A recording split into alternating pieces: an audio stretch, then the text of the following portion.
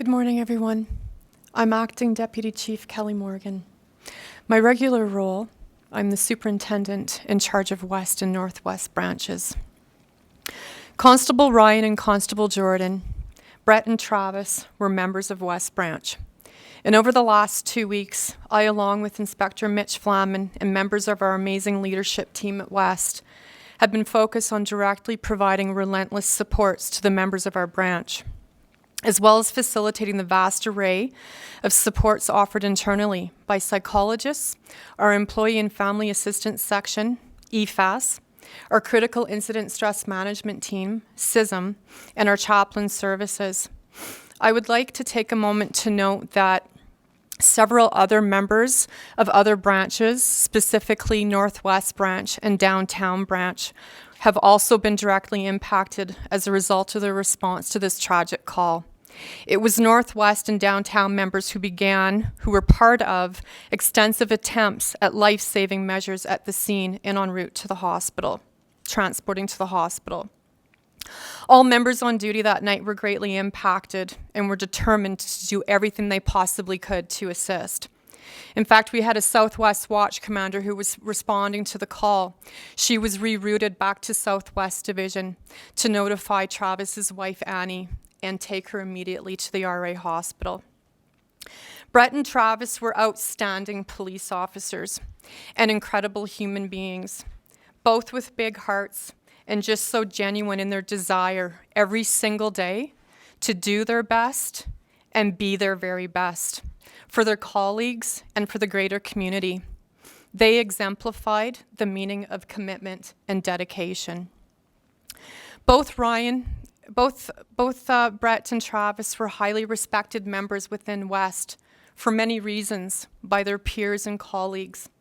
As police officers, they were known for their strong work ethic, their high moral character, and exemplary officer safety. But they were also friends to many within West and throughout the entire service. The touching eulogies spoke to how special they were and the impact they had on so many people that were fortunate enough to know them and to work with them. In Sergeant Chris Gallagher's eulogy, he told us that Travis saw and referred to his sergeant, Perry Getzinger, as his work dad. This epitomizes the relationships he told us that can be forged and continue to be forged every day within our tight-knit squad that we refer to as our work family. So many things go through a police officer's mind when the unthinkable happens. Grief is universal and it is multifaceted. It's normal to have feelings of anger, fear, and helplessness. It's normal to have survivor guilt, knowing it could just as easily have been you, and to question if things could have been different if you had been there with them. It is a normal response to be triggered and reminded of past trauma, including our loss of Constable Daniel Woodall in 2015, and the many police officer deaths we have endured across the country in the last several months, including just yesterday. Tragic, senseless deaths like these set off a wider range of emotions for all of us. We are all human.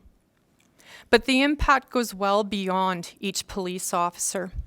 For standing behind each one of us is our family, our spouse, our significant other, our children, our parents, and siblings.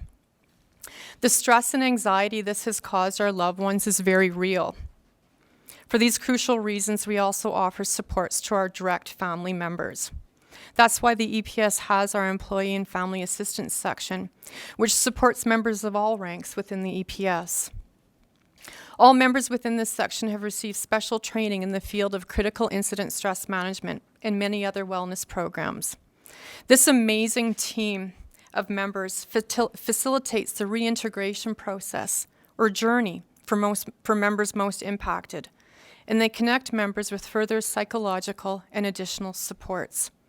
They are also trained in many areas that include EPS policies and procedures, disability management, workers' compensation, and current operational practices. Since the very moment we were told of this tragic event, I cannot say enough about how supervisors and leaders across our organization have been doing everything they can to check in daily with their team members and to provide and facilitate all necessary supports. The EPA has played an integral role in the assurance of all necessary supports and ongoing communication with our membership. We will continue to support our membership in the coming weeks, months, and years as we face the long-term impacts of these tragic deaths. And what I can tell you right now is that I am incredibly proud of the way our members have continued to serve and protect our city with the utmost of respect and professionalism, even as they face and work through their own grief and rebuild upon their strength and resilience. We humbly ask that our citizens be conscious of this when they interact with police officers. Your thanks and your words of support mean the absolute world to us. And I know I can speak for all of EPS when I say I am deeply moved by the outpouring of support we have received from our community. At West Division, we have received so many gifts, cards, flowers, food, not to mention all the blue ribbons that have been tied around the station and throughout the city. We are also deeply grateful to our City of Edmonton partners, law enforcement, EMS, fire, corrections, military, and other first responder counterparts. We are incredibly thankful for their support that they showed us at Monday's regimental funeral and well beyond. Brett and Travis's funeral was a huge hurdle for all of us to overcome. Coming together to honor their service and their ultimate sacrifice and to celebrate their lives was a somber and emotional experience for everyone. But it was also a very proud day to be a member of the Edmonton Police Service, to be a part of our EPS family and our extended police family across our province and our country. I can tell you that what you saw and heard at the funeral service symbolizes and represents the true meaning of police family. In the end, we are a community, and communities support each other. Thank you to each and every one of you. We are honored, truly honored, to serve this city every day, and we will continue to do so with pride. We will honor our fallen friends by continuing to do our best and be our very best. This is what Brett and Travis would want and expect us to do. I truly believe that adversity doesn't build character, it reveals it. We will honor our fallen friends while also holding their memory, the memory of Constable Brett Ryan and Constable Travis Jordan, always in our hearts. Thank you.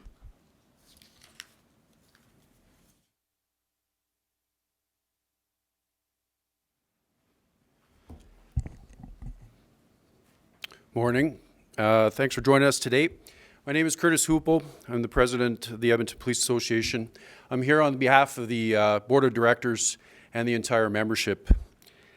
The past 12 days have been incredibly difficult for all our members, and I'd like to begin by thanking the community for their support. Understanding and having the patience during this time of mourning has been deeply appreciated. The appreciation has not gone unnoticed, and on behalf of our members, I'd like to express that gratitude. Police officers put on this uniform every day, not knowing what we are going to face. And this tragedy, well, it was the worst case scenario, is one we know is always possible. It bolsters us to know the community is behind us, and for that, we thank you. We hope we can continue to count on that support in the months to come as a community face the aftermath of these horrific deaths.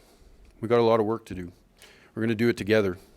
I would also like to recognize all the officers and civilians who worked tirelessly on the procession and funeral, and all those who did not attend and instead offered to keep our streets safe while we took the time to remember Travis and Brett.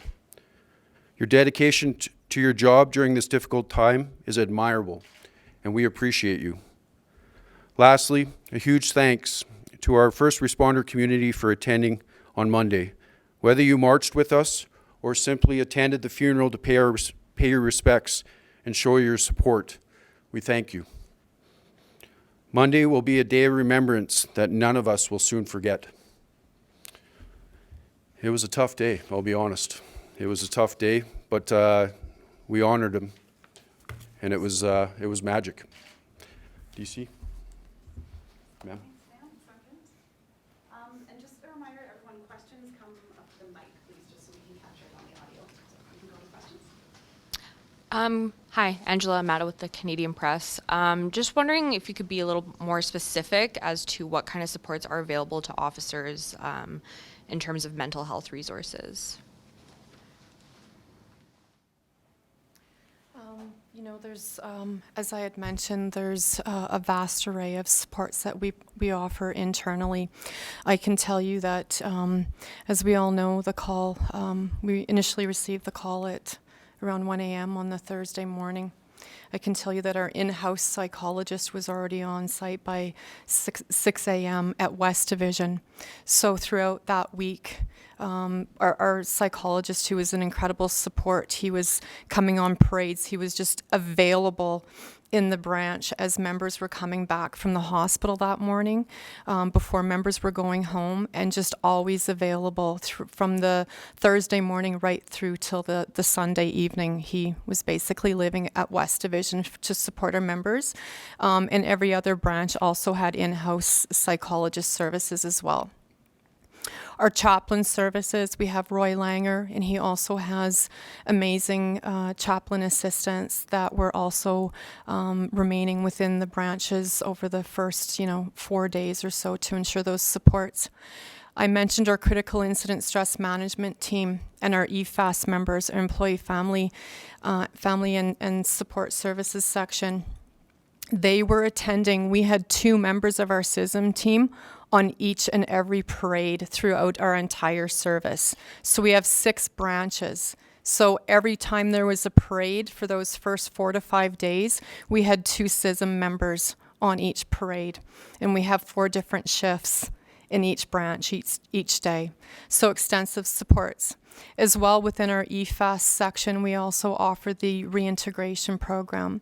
So the reintegration program has been established in order to assist members who have experienced a critical incident event, something that's very traumatic, such as an officer-involved shooting, a fatal collision where a police officer is involved, any critical incident that has created extensive trauma or significant trauma to the members. So this process or this journey is completely dependent on where the member is at in their grief, in managing and dealing with their response to the trauma and what triggers them. So the reintegration process is through our peer supports within EFAS. It also incorporates our tactics section, as well as psychological clinician supports and advice along the way. And each time the member goes through a different phase of this reintegration process, there is a check-in with the psychologist. The whole premise behind the reintegration is to get our members back to work as quickly as we can, get them back to work, and really looking to prevent those long-term effects from a traumatic event such as this. The pace, the depth, the rate, the goal of each individual reintegration plan is strictly based on that member. Thank you. And in terms of like the officer in Quebec that passed, what has that kind of been like, to happen so soon after the deaths of Constable Brett Ryan and Travis Jordan? Everybody is already grieving, mourning, and still in the raw early stages of this traumatic event. So when another horrible tragedy happens to one of our police family, that impacts us greatly. So it exacerbates the place that we're already in, and our hearts, our prayers and our thoughts absolutely go out to Sergeant Maureen Bro, her husband and her children and her entire service. Just like every other police agency across Canada and into the United States supported us and were there for us because it gave us the strength, the resilience to get through this together, we will also offer those same supports to them as well. And we will absolutely be sending 2 members of our Edmonton Police Association and 2 members of our Senior Officer Association to attend the funeral as part of our support. Great, thank you. So it did, just so you know, normally the EPA, we always send 2 members to a funeral across the nation. And we always get a flood of emails of support, and then we do a draw to see which members go. The massive amounts of emails we've gotten from the membership when we put a notice out yesterday about potentially sending 2 to Quebec is a lot greater than past.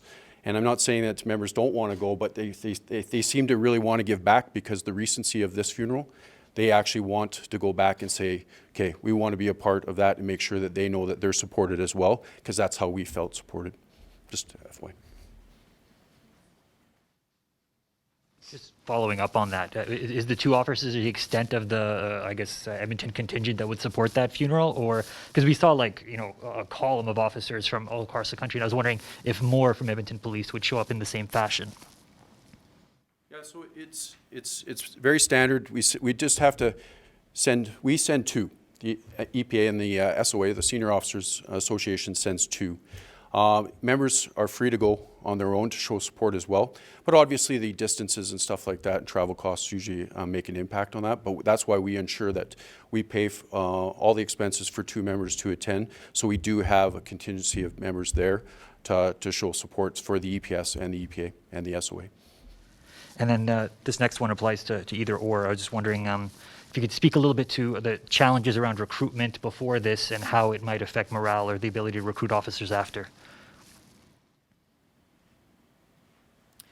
With regards to the challenges the Edmonton Police Services faces with recruitment, recruiting, and retention, I can tell you that I have been meeting most recently with a cohort of 23 other police leaders across the country. And in our very robust discussions just about a month ago, I can tell you that each agency across this country is faced with the same challenges we are or have been with recruiting. Over the past few years, there's been many challenges that we have faced as police agencies. Everything from working through the global pandemic, the increase in violence and extreme violence in our city and across the nation, and increased challenges we're faced with regards to mental health, addictions, substance use disorder, so family disputes. So there's many challenges. But something that I find very heartwarming, and I have a very positive outlook, and I'm very optimistic about this, is since this horrible tragedy happened, we have actually had an increase in people looking to apply to the EPS, which I think is incredible, and it speaks to the people who are now stepping up, who perhaps have had the calling to be a police officer and to have a life of service to the community.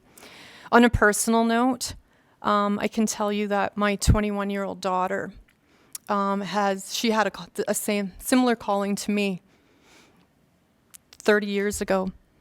And when this horrible tragedy happened, I asked her on that day if this had changed her vision, her lifetime goal.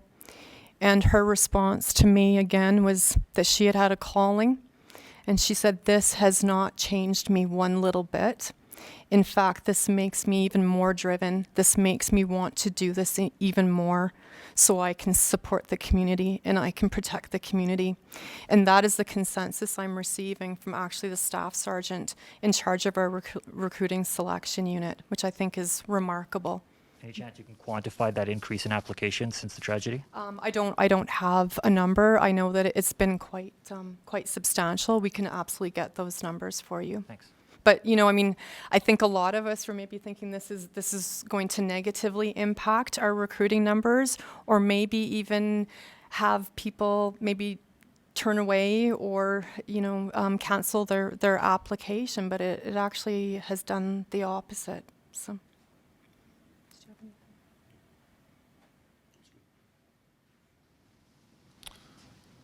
Hi, Dave Owasik with CTV News. You've touched on this a little bit, but maybe for each of you, what would you say to times of change, but to some of those officers who are struggling and maybe haven't reached out?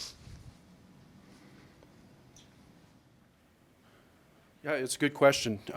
This is where the support comes in. Everybody knows where the resources are. They know who they can lean on. You did see from Sergeant Getzinger and Sergeant Gallagher the amazing supervisory groups we have and the bond between a squad. So everybody knows where the supports are, and they're there. The reason why critical incident stress management, and the reason I can actually say this, I've been on the CISM team since 2008. They like to flood the divisions to ensure that they get as many people covered as possible, to a point almost where members are like, okay, time out, like that's enough. But that's by design. We need to ensure that everybody knows where the supports are and who they can lean on. Also people that are really struggling, I'm telling you right now, they always have somebody there to keep an eye on them. I know that. We've had situations in the past that had nothing to do with this funeral or this tragic event where somebody's like, hey, wait a minute, something's not right, and they get the resources in place and take care of their members. So that's by design, and it's working out really well. It's working out really well. So. If I could just add to that really quickly. For any members that perhaps weren't engaging with anyone, with their direct supervisor or their leadership teams, I can tell you that regardless of the role, the level we hold in this organization, we all reach out to anyone that we feel is in need or just doing a check-in. I've been, for the last 2 weeks, I've been checking in on constables, sergeants. So we do our very best, and in particular, those members that are suffering, that are very wounded. Those we have many conversations. Inspector at West has been taking them for coffee with colleagues, and it's just about being together because there is the reintegration process, and they're off until that begins. So we prevent any isolation that could occur that way. So there are so many conversations happening, and people will tell you honestly. I find they tell you honestly how they feel, what they need at that moment in time, and it's just about letting them know that you're always here, 24/7. We are all here for one another. Back to Curtis's point that after the first 4 to 5 days, it was a heavy, somber, emotional, challenging, heart-wrenching time. And so we had so many supports. It got to the point that, like Curtis said, members were, yes, still working through their own grieving and healing processes and journeys, but they also, okay, time out, enough. We need to get back to some level of normalcy here. Because, and again, it makes us all proud because we have a community to serve. We don't operate a business. We don't work in a business where we can press hold, right? The business needs to continue. The work needs to continue, and we need to be there for the community. So, we're going to go through phases. Again, like I said, there's going to be weeks, months of this healing process, but we will absolutely get through that together while keeping the business going. Yeah, I just had a colleague ask, the video signs that were up, the memorial signs, were those posted for a specific amount of time, or was that the EPS decision to take those down? The large memorial, the video memorial signs. Yes, you're referring to outside of Rogers Place and throughout the, yes, it's actually protocol that the following sunset after a regimental funeral, that all such memorabilia and anything memorializing the members needs to be dismounted, and just to assure everyone that everything will be given back to the families. And there's several people that have been working on that, ensuring that the families get every piece of memory.